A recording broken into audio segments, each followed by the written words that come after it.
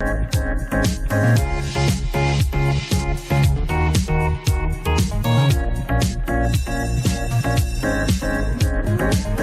मित्रों, आज पूरा भारत कोरोना के चपेट में आ गया है, जिसके कारण सभी लोग अपने घरों में रह रहे हैं, जिसके वजह से विद्यार्थियों का अध्ययन कार्य में बाधा उत्पन्न हो रहा है, जिसको ध्यान में रखते हुए धवल इंटरनेशनल स्कूल के तरफ से ऑनलाइन शिक्षा का प्रावधान किया गया है, ताकि विद्यार्थियों के शिक्षा में बाधा न उत्पन्न हो सके।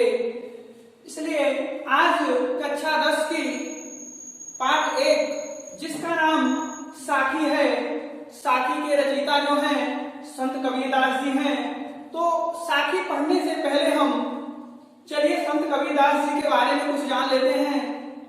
संत कबीरदास जी का जन्म 1398 में लहरतारा के पास एक विधवा ब्राह्मणी के गर्भ से जन्म हुआ था, जिसने लोकलाज के कारण कबीरदास जी को तालाब के किनारे फेंक दी। वहां पर नीरू और निमा नामक 2 जुलाहे इनको उठाकर घर ले गए और इनका पालन पोषण किए। इन्होंने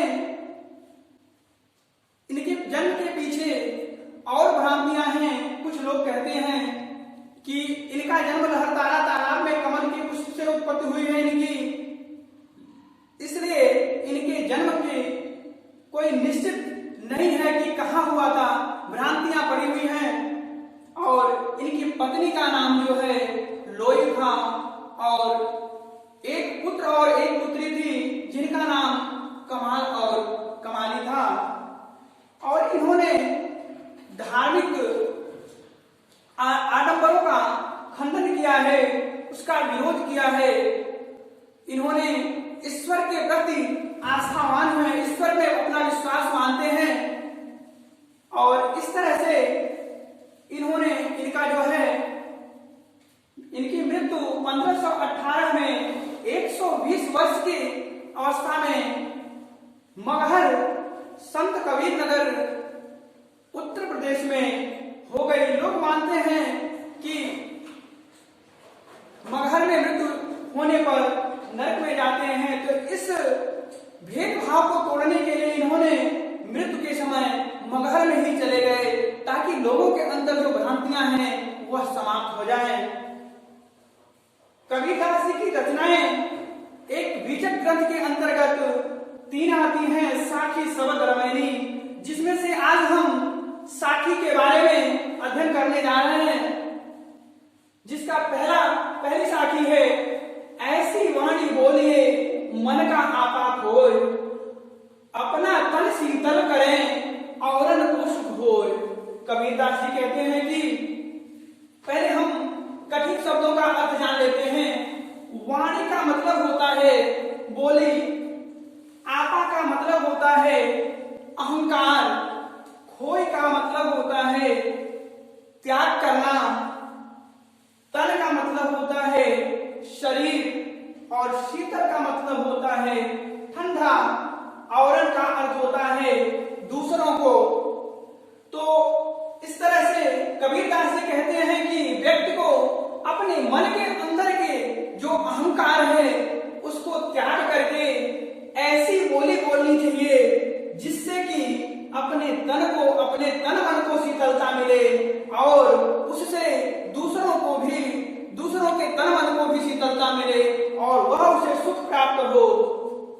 इस साखी के अंतर्गत कबीरदास जी लोगों को जागृत करते हैं कि हमेशा मीठी वाणी का ही प्रयोग करना चाहिए। अब हम आ जाते हैं दूसरी साखी पर। दूसरी साखी है, कस्तूरी कुंडली बसे मृग ढूंढे बनवाए, ऐसे घट घट राम है दुनिया देखे नाए। कस्तूरी एक सुगंधित पदार्थ होता है। कुंडली जो है का अर्थ होता है नाग, कुंडल का अर्थ होता है नाग। मृग का अर्थ होता है हिरण।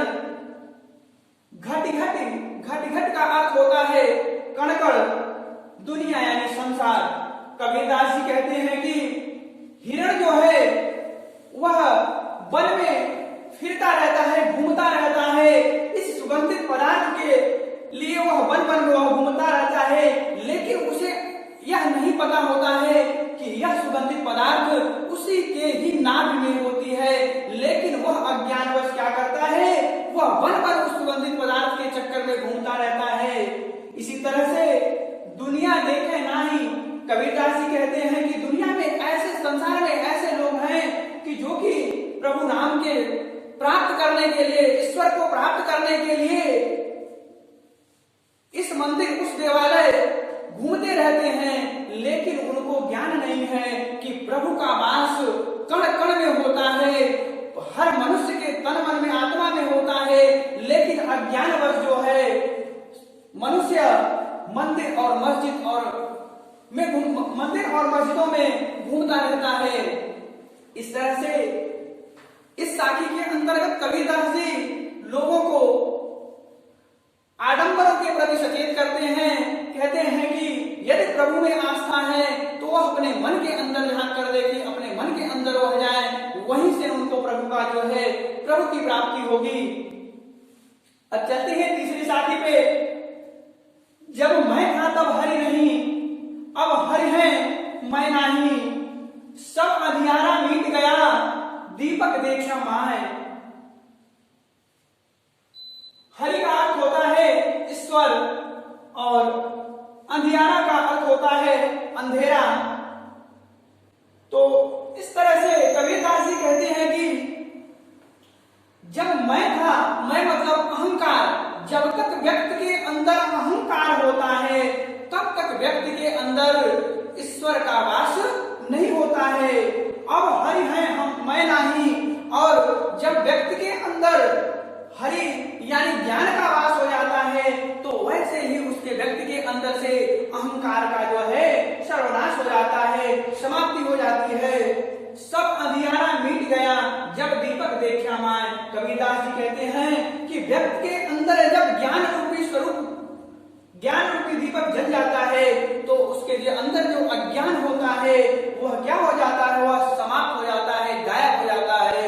इस तरह से इस साखी में कबीरदास जी कहना चाहते हैं कि व्यक्ति के अंदर जब तक अहंकार होता है, घमंड होता है, तब तक प्रभु का वास नहीं होता है। इसलिए इस साखी के अंतर्गत लोगों को जागृत करते हुए कह रहे हैं कि व्यक्ति को कभी भी अहंकार नहीं करना चाहिए, घमंड नहीं करना चाहिए। चौथी साखी है सुखिया सब संसार है, खाए और सोए, दुखिया दास कबीर है, जागे और रोए। सुखिया यानी सुखी, संसार जगत, और यानी अज्ञान रूपी अंधकार, दुखिया यानी दुखी, और यानी अज्ञान रूपी अंधकार। कबीरदास जी साखी के अनुसार कहते हैं कि सुखिया सब संसार है, खाए और सोए। इस संसार में सभी मनुष्य जो हैं अज्ञान रूपी अंधकार में डूब करके वह अपने आप को सोच रहे हैं कि सबसे बड़ा सुख हम खाने और सोने में ही प्राप्त कर रहे हैं। लेकिन कबीरदास जी इससे बहुत ही दुखी हैं और वह जागे और रोए, यानी इस अज्ञानता को देख करके वह विलाप कर रहे हैं, रो रहे हैं और प्रभु के पाने के लिए जाग रहे हैं और लोगों को कह रहे हैं कि अपने अंदर से जो अज्ञान रूपी अंधकार है उसको समाप्त करेंगे, तभी ही आपको जो है ईश्वर की प्राप्ति होगी। अगली साखी है विरह भुवंगम तन बसे, मंत्र न लागे को राम वियोगी ना जीवे, जीवे तो बौरा होए। कबीरदास जी कहते हैं कि विरह का अर्थ होता है बिछड़ने का गम, भुवंगम का अर्थ होता है सर्प, वियोगी यानी विरह का गम, बौरा यानी पागल होना। कबीरदास जी कहते हैं कि मनुष्य जब अपने मनुष्यों से विरह यानी बिछड़ने का गम जब सताता है तो मानो जैसे लगता है कि उसके शरीर पर सांप लौट रहा हो, यानी जब वह अपने विरह में, किसी मनुष्य के विरह में ग्रसित हो जाता है तो उस पे कोई भी मंत्र नहीं लगती है, न ही कोई उस पे दवा काम करती है। राम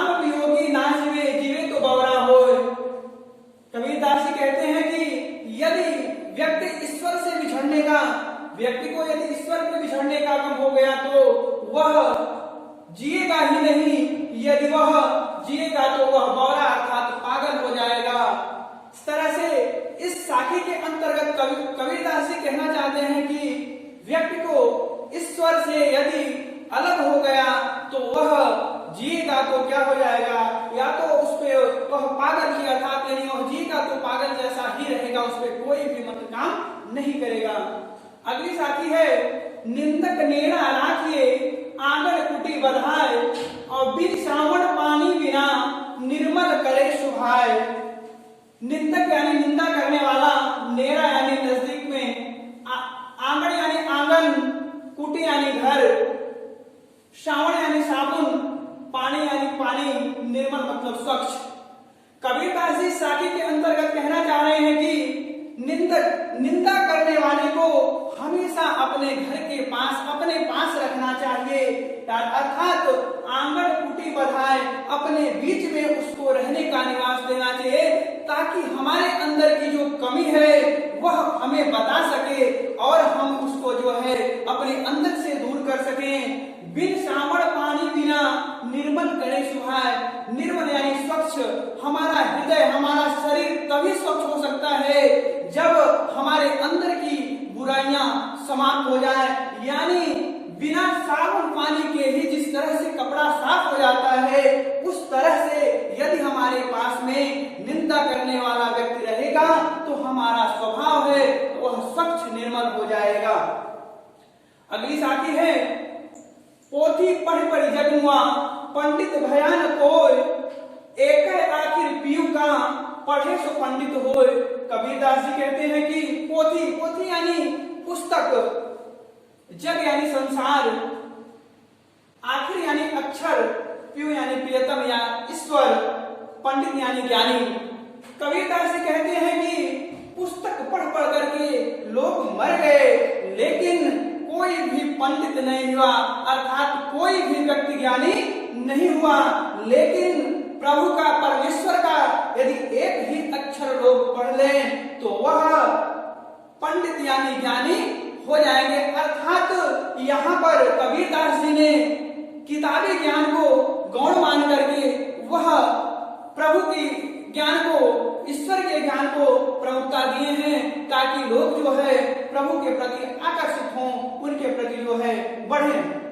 अगली साथी है, हम घर डालिया आपड़ा लिया पुराना हाथ, अब घर डालिया ताश का जे चले हमारे साथ। कबीरदास जी कहते हैं जाले यानी जलाया, आपड़ा यानी अपना, मुराड़ा यानी होता है जलती हुई लकड़ी या मिसाल, जलाया, जाले यानी जलाना, ताश यानी उसका।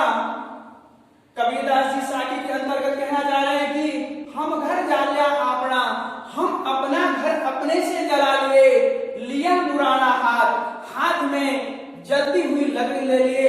अर्थात कबीरदास जी कहते हैं कि अब हम जो है मोह माया रूपी जो हमारे अंदर जो है अज्ञान था उसको हम जला लिए हैं, और अब अपने अंदर जो है ज्ञान रूपी मुराद यानी ज्ञान रूपी जलती हुई लकड़ी अपने हाथ में लिए हुए हैं।